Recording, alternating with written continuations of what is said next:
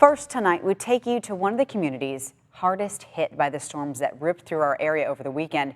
People continue cleaning up in Wrightstown. NBC 26's Juliana Falk has been there all day today. She joins us now live with the latest. Juliana.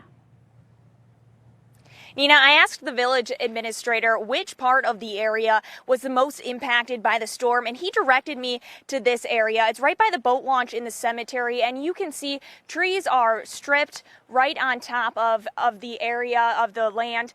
There are tombstones, headstones knocked over, trees on top of them. A very, very sad sight to see here, and it's pretty spread throughout this cemetery. Things are knocked over, and it's just very sad, but this is not the only part of the area that was impacted by the storm.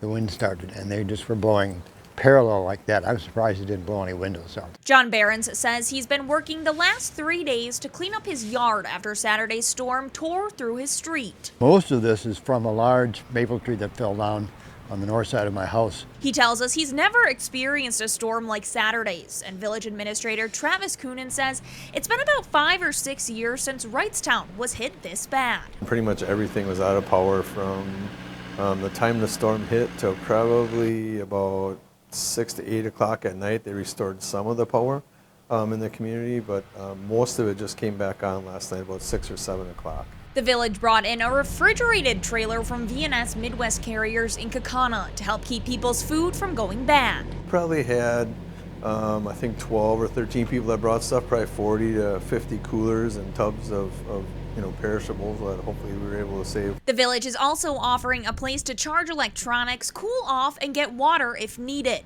And crews are working to restore power and help clean up. Neighbors are also stepping in to help others. They came over with chainsaws, they hacked it all up, they helped me cart it out here to the curb where the village will come and chip it up. I could never have done this obviously by myself.